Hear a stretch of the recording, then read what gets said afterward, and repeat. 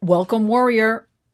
Let's do a check-in before I start because once I start talking, sometimes I never stop. So let's have a 5 by 5.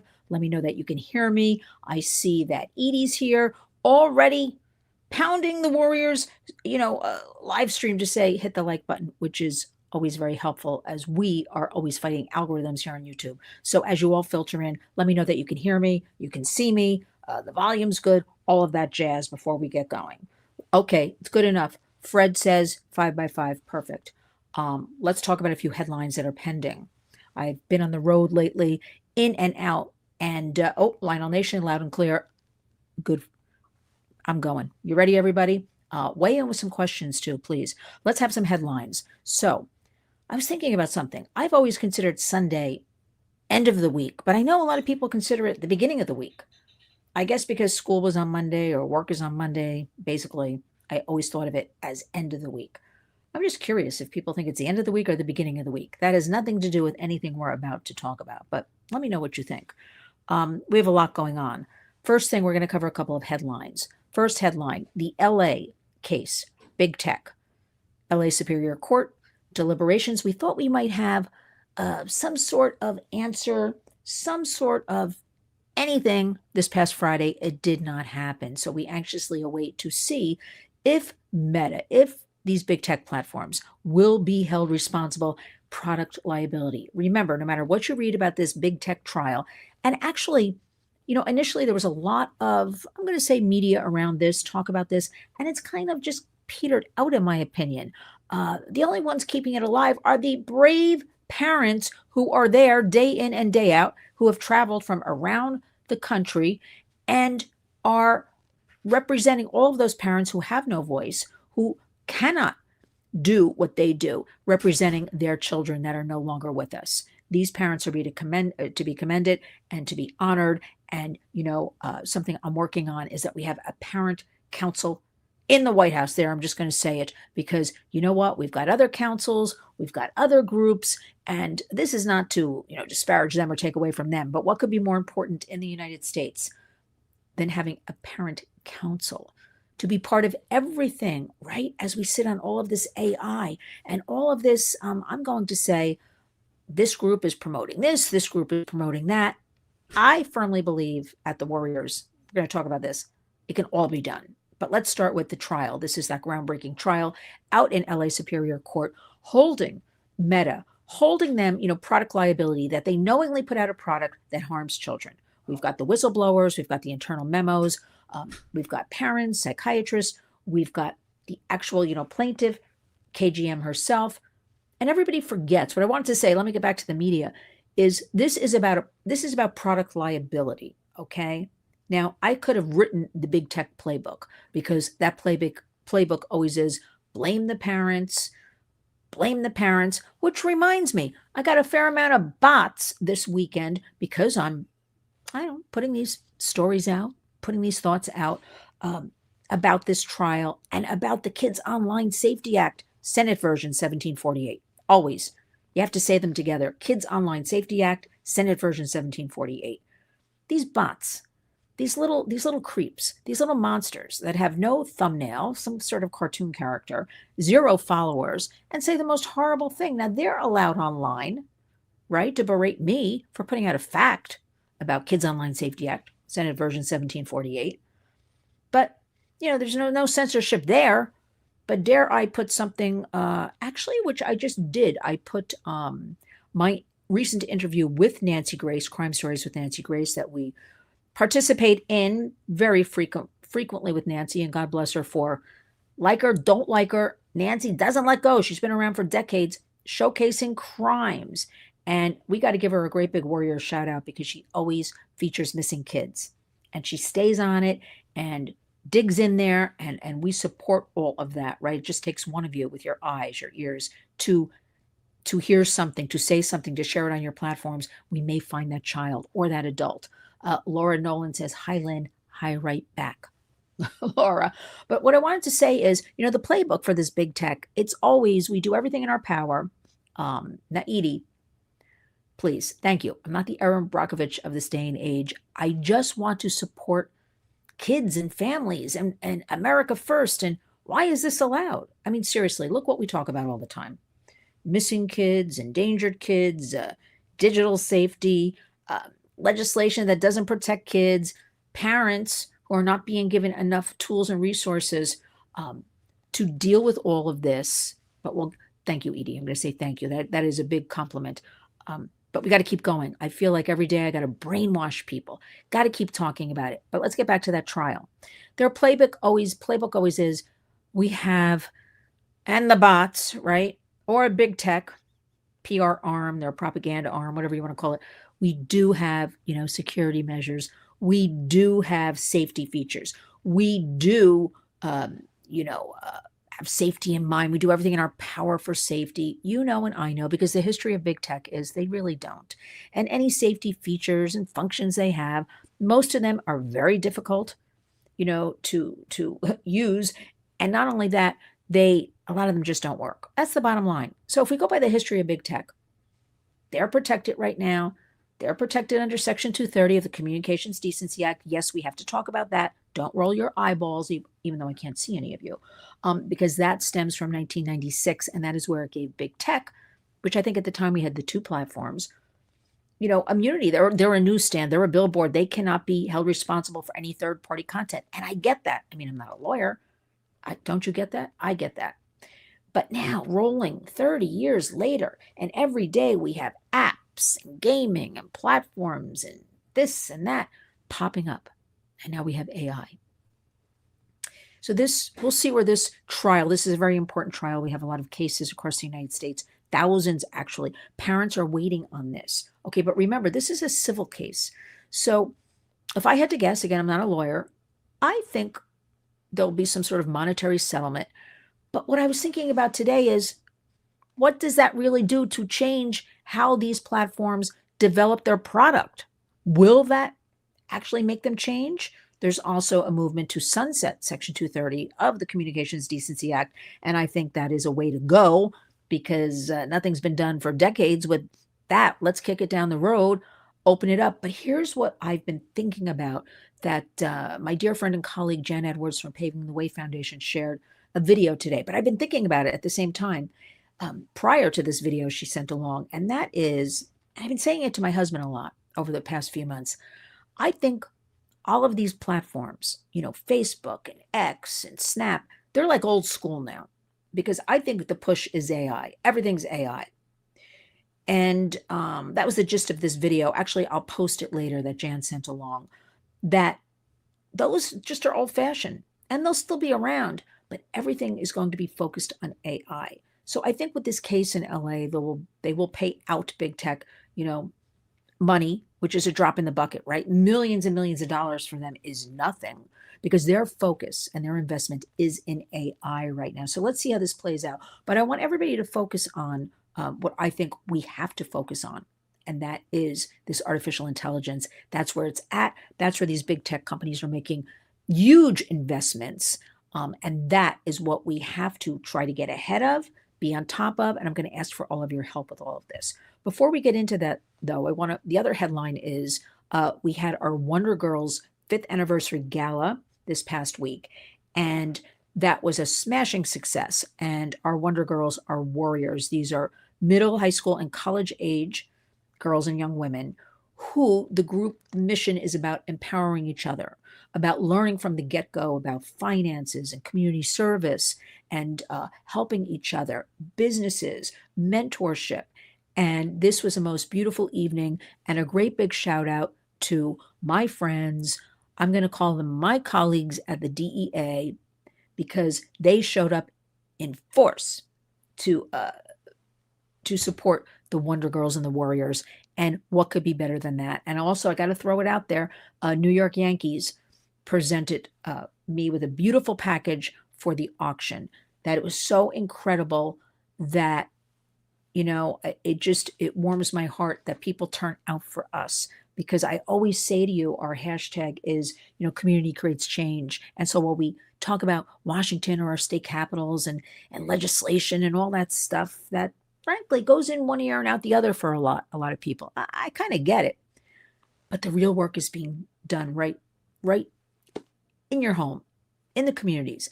and to see the beautiful Wonder Girls taking to the stage, and to the focus was on them, right? And empowering them and sharing their successes. And I couldn't be more proud to be a board member, to call them our youth warriors, and to help them grow.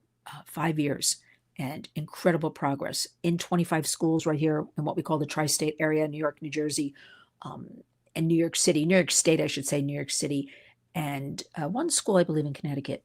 We call that the tri-state area. So thank you to all who have volunteered and donated, and everything you've done in kind things. It really shows us that you care and that we can make a difference, because this group, the Wonder Girls, this is what we need for all of our girls and young women, to empower them, right? Which leads me to something I really haven't spoken much of is March is Women's History Month. I was invited to so many different activities and speeches and conferences, and especially, I'm here in the middle of New York City, especially at the UN, which is basically my neighbor across town. And I got to admit, I stopped doing anything with the UN a couple of years ago, frankly, because in my opinion, they don't get any work done to empower women and girls. Okay, a lot of talk. People get very impressed. You say the UN, I'm going to the UN, I'm taking pictures at the UN. I've gone to plenty of things in the past. All this talk on trafficking, right? But what's really trickling down to victims, survivors, girls and women of human trafficking? I'm not seeing much change. Okay, lots of money's being raised for these different countries and things like that. Not to mention, let me digress for a minute. When everybody pours in, these diplomats and all that, their cars are double, triple parking. They're clogging up streets. They get a tremendous law enforcement presence. They're in my way, frankly. The second thing is Women's History Month. I don't care. Everybody should believe what they should believe in, as long as you're not hurting somebody else, right? But when you at the UN kick out pro-life groups, or make it uncomfortable for pro-life groups, or put out press releases about pro-life groups, or you say we're going to have a 5,000 people show up to fight pro-life groups, I'm not interested in showing up, because the UN is supposed to be about everybody, right? Everybody. And if they're doing that, they're not supporting Women's History Month. So, where's this feminism? And now we can talk about why so many of a lot of these women, want legalization of prostitution, when inherently we know this is a crime. We know, 91 to 97% of women prostituted, right? Are forced into it. That is a definition of human trafficking, sex trafficking, labor trafficking, right? They didn't choose it. Forced into it, forced for a coercion. We always use those three words. So a lot of these feminists, I don't even like that word, right? Feminist, because what do you think of when you hear feminist? You think of like women or girls that hate men or boys, and that is not the truth at all. Feminism, I was on the tail end of the movement. I remember it as a kid in New Jersey.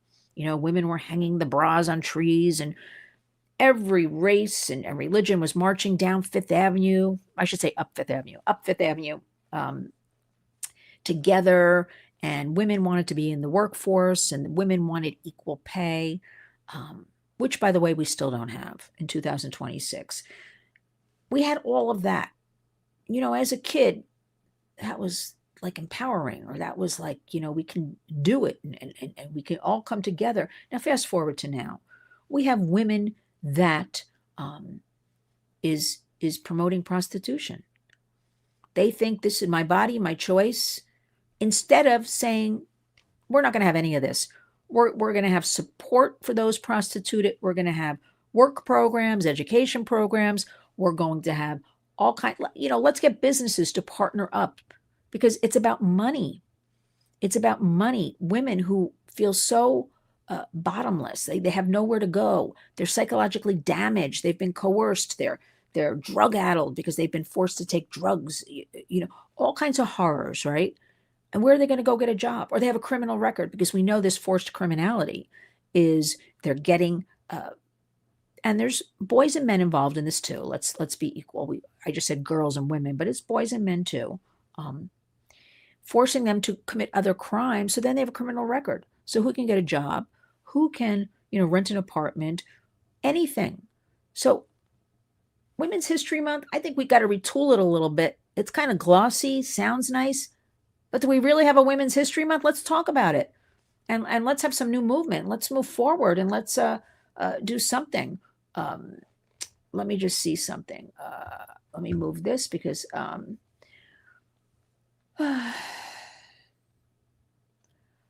don't know. I'm reading some of the comments, but stick with me on all of this. What I really want to talk about is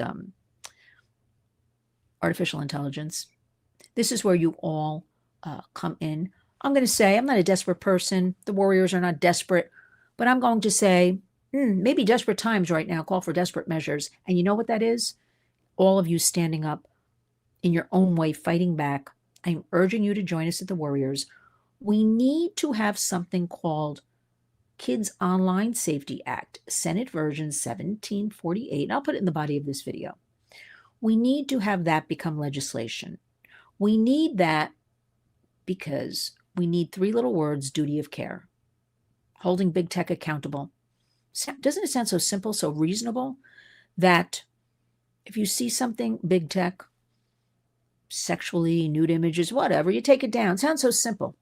But there's so much talk and lingo, jingo, everything going on these days with all of this. And, it passed the Kids Online Safety Act, 91-3 in the Senate. Beautiful. Goes over to the House. Didn't think twice about it. 91-3. Almost unheard of, right? A vote like that. And it goes over to the House, and then it sits there. It collects dust. Nobody knows what's going on. Boom. Over a year later, it's lumped in with all these other pieces of legislation. And the bottom line is, it's watered down to what I like to call toilet paper. I call it toilet paper, this House version. We're not going to spend much time on that because what we're going to rally around and talk about is Kids Online Safety Act, Senate Version 1748. We are appealing to you. Again, I'll put it in the body of the video. How to contact House.gov, Senate.gov, your representatives. This is where you can help us at the Warriors, okay? Writing to them. It's simply one line, which I'll put in the body of this video. Please support Kids Online Safety Act, Senate Version 1748. Now, at the same time, all of these bills, now follow me with this one, for child safety legislation, Children's Online Privacy and Protection Act 2.0, I think it's called now Children and Teens. That hasn't been amended, I believe, since 1998. That and Kids Online Safety Act, the bottom line is they're stripping out parental autonomy. Big tech wants kids ages 13 to be digital adults. They don't want any parental involvement. Now think about that. 13-year-olds. They're going to be just left to their own devices, on the devices, no pun intended. Horrible, criminal, right? And so what are we going to do about all this? Like I just said, you're going to go to House.gov, Senate.gov. We're going to keep saying Kids Online Safety Act, Senate Version 1748. This past week, Senator Marsha Blackburn put out 291 pages of an AI framework, and we're going to be supporting Senator Marsha Blackburn, the original co-sponsor, along with Senator Richard Blumenthal, of the Kids Online Safety Act, Senate Version 1748. By the end of this, you're going to be just walking in your sleep saying, Kids Online Safety Act, Senate Version 1748. That's what I want you to do.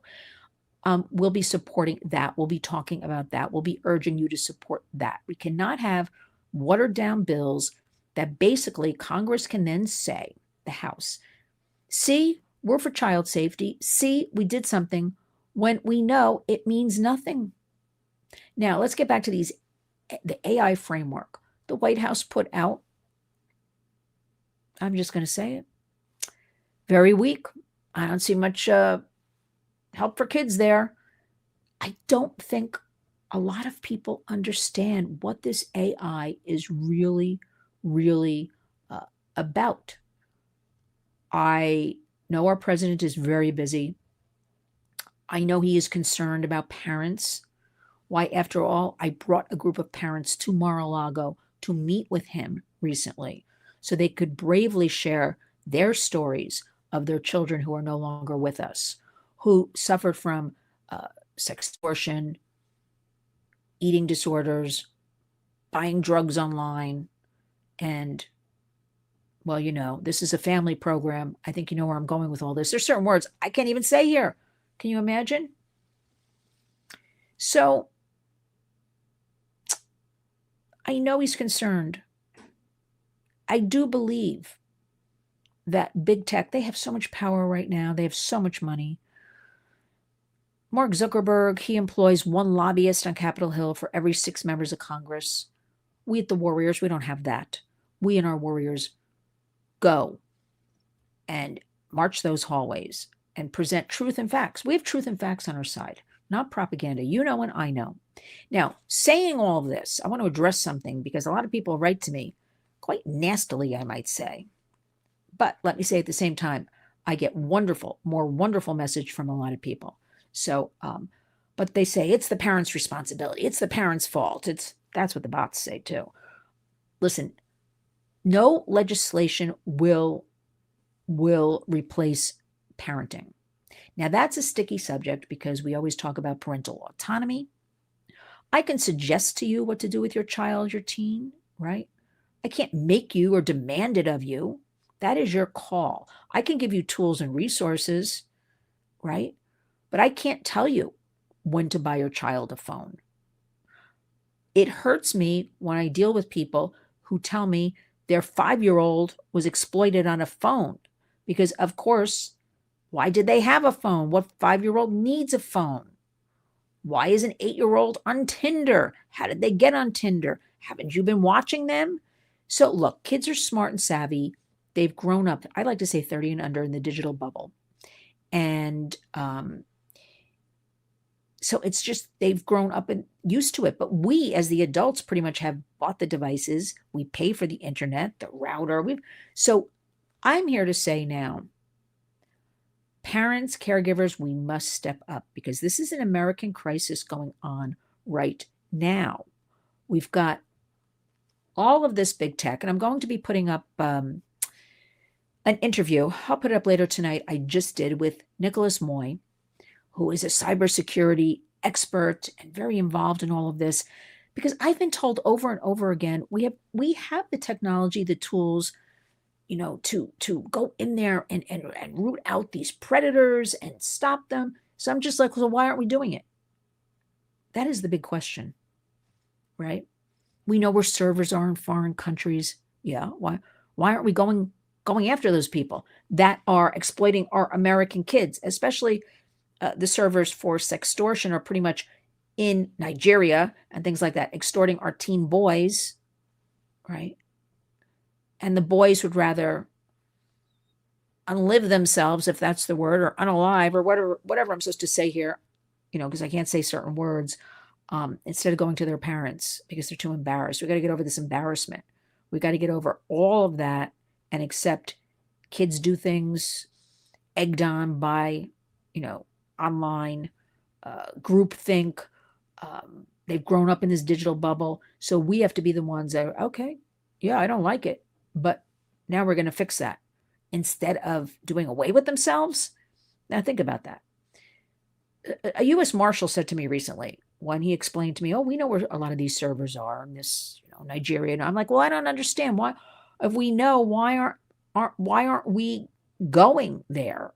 And he's like, well, some big long story. It was something like relationships between the countries, and this is a very unacceptable answer. But the answer was something like, in the realm of things, this is the bottom of the totem pole. I'm like, what? These are our children, our future American adults and leaders. And we're just leaving them open to all of this. You know what I always say here on the Warriors, you give your child a device. You don't talk to your kids. You don't monitor in some way, shape, or form. I don't even like the word monitor. We got to start monitoring though. You don't understand what platforms they're on, right? That is opening up your front door and allowing the world to come in and attack your child. And you wouldn't do it because you lock your front door and your back door. I mean, most of you do, or you should in the world we live in today, right? But Tammy points out, which we're getting to. Well, Clever Phrase says something, that you can give guidance. That's all you can do. Parents have to really step up and understand the horrors going on, because I'm tired of when something happens and then the parent wants help. Yes, we'll always help everybody, but we're here to intervene, have some prevention, have education. And you've got to listen when I tell you this is an American crisis. I've never seen anything like it, and especially in the last year, what is going on with big tech, all involved now with AI. That's why I started out, when I started talking to you, it's like, I think Facebook and X and Snap, all these platforms, they're just going to be, little nothings compared to this AI coming. And nobody, including the tech experts we work with, can really give us an idea of what's going on. And I trust some of these people to give me the landscape. And if they can't tell me, except they always say it's not good. Now, can you imagine? So now we have the government wants to go full speed ahead with this AI and our kids. We're not going to stop any of this. I do believe in some way, shape, or form, we can do it all. But we must, it's America first. It's our kids first. Have safety features, precautions, something. Again, it is a combination of there's nothing left except legislation, because it's so out of control, right? And it's so in favor of big tech, not the American public. So they must be held accountable in some way for harms caused. So that's why this trial going on in LA is so important, because this could be, some accountability. At least we're chipping away at it. At least we're working on it. At least in the last year, there are more parents across the country, family members stepping up, making their voices heard, reaching out to the warriors and other groups, forming coalitions, forming parent groups, Parents SOS, Parents Rise, all talking about this. And now we've got to bring this right to the top. And we're going to be doing that. So I'm going to say to you, stay tuned. In the meantime, we want all of you to really, if you do nothing, I'm begging you actually to find out House.gov, Senate.gov, who represents you, drop them an email. I'm not asking you to write them a letter. I'm not asking you to call even, although that helps, because now I heard if they get 4 to 7 communications on one subject, they will address it. Everybody pretty much on Capitol Hill knows about Kids Online Safety Act because it's been around for 4+ years. Senator Marsha Blackburn has been a tremendous warrior for child safety. Okay. She just put out, as I mentioned, 291 pages with the AI framework, Kids Online Safety Act. That is what Senate Version 1748. That is what I need all of you to promote, the Senate Version 1748. So we're not going to, adhere and give up because we're so overwhelmed. That is not the warrior's way. We don't do that, right? We dig in, we keep chipping away, we keep adding people that'll help us so it snowballs. And I'm here to tell you, you may not see them, on cable news or read about them, but there are thousands of people across the United States, these coalitions rising up, sharing the information, sharing online, sharing in person. And that is what we need all of you to do. I know, Fred, you say at least it sets a legal precedent, but I'm so afraid, though, so many things are ignored. Let me see. Quick lip. Thank you. God bless you, Lynn. You're doing the Lord's work. Love you and Mr. L, and love the pearls. Thank you. Thank you. I'm digressing here. I love pearls. I just love them. Every shape of a pearl. I just love pearls. I'm just going to throw that in. But you know what? When I do our warriors work with the Wonder Girls, okay, and I see these terrific girls, teens, young women. Because we started 5 years ago. So some of them that started, middle school, high school are now in college, right? Originally it was just middle school and high school, but now some of the girls have gone on to college and we have ambassadors. And to see them, I am so proud that we have young women like this and that we need these types of young women to be role models for other young women and give them a purpose. And by the way, these girls, for lack of a better word, are basically from a lot of them, most of them underprivileged communities, a lot of them, right? Single parent households. We're bringing everybody together, okay? And a group is empowering, especially think back to when you were 7th, 8th, 9th grade, right? You want to be part of a group, part of a pack almost, right? And they are so good together. And they're learning how, public speaking, and they're taking care of each other, and they do tremendous community work. That's why we at the Warriors, when we do our food drives and go into communities, and again, a great big shout out to Goya Foods, who provides us with as much as I could carry from their tremendous warehouse right here in Jersey City, this operation, and the best people who never turn down, food for the kids, food for the communities. And the girls help pack the food, distribute the food. We really are doing good work. That makes me very hopeful. And now let's switch to the parents. The parents we recently brought to Palm Beach, they represented just a couple of the parents because we have thousands. And I promise you, we are at the Warriors going to get something done in the very near future. AI is here to stay. It is being promoted far and wide. I am committed to helping the administration understand where we come from and how we can incorporate changes to keep kids safe as much as we can, because none of this, you can really keep everybody safe. We need parents, caregivers to step up, family members. We need everybody involved. It's just a different world, right? It's no longer what we remember, how we grew up. It's actual involvement. It starts with, though, let me leave you with this. It starts with really talking to your kids, right? You bought the device. If you're having trouble with how to set up safety features, let me recommend our great friend and colleague, Chris McKenna at protectyoungeyes.com. Protectyoungeyes.com. Protectyoungeyes.com. I'm going to keep repeating that. He has every step of the way for all these different platforms and apps and how you put the safety features. Because after all, when an iPhone is 31 steps to put any kind of feature on there to keep a child safe, most parents are like, forget it.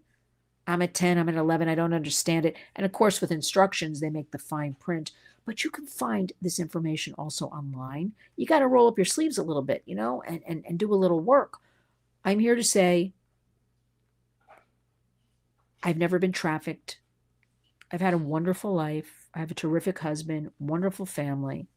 We cannot allow our American kids and families to go through this, to sit with parents whose children, and they have no answers except, well, let me recommend again. I recently did go back on the channel right here, The Warriors, look for my interview with Brian Montgomery about his son Walker. I'm going to leave it at that.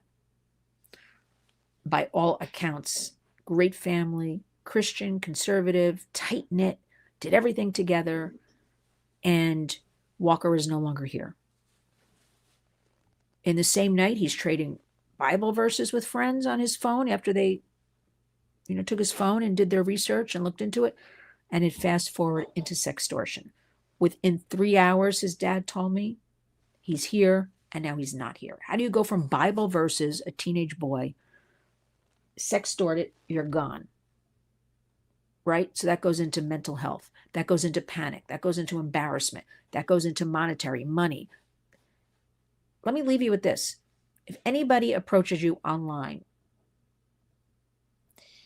you ignore them. You do not engage. You block them, okay? And then you report them. And when I say report, if it is, I'm not just talking, plenty of people, these bots are calling me names. I ignore, okay? But if somebody threatens you financially, you've exchanged an image, sexual dialogue, any of that stuff. So you ignore, you block, you go to your trusted adult, or you as the adult keep a record.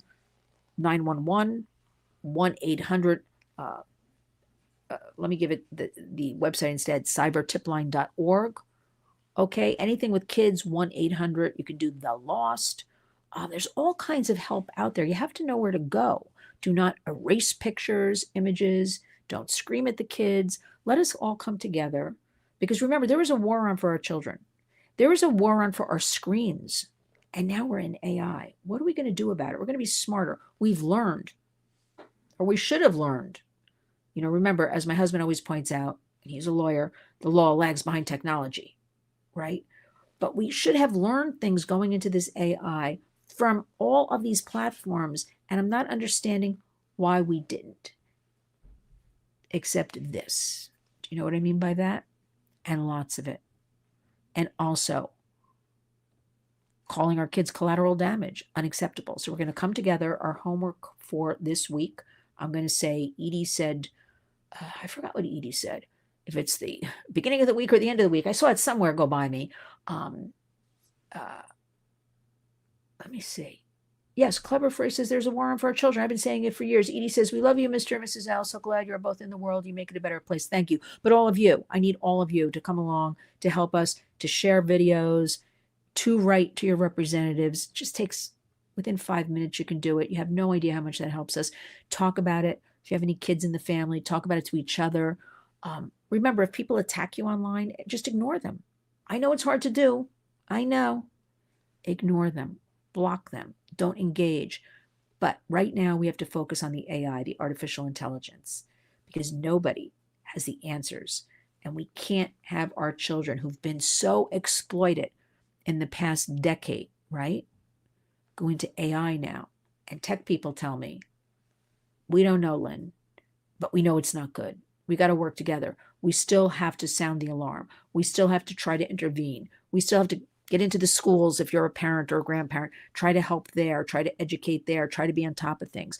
We still have to get the kids off the devices, even if it's for a half hour a day.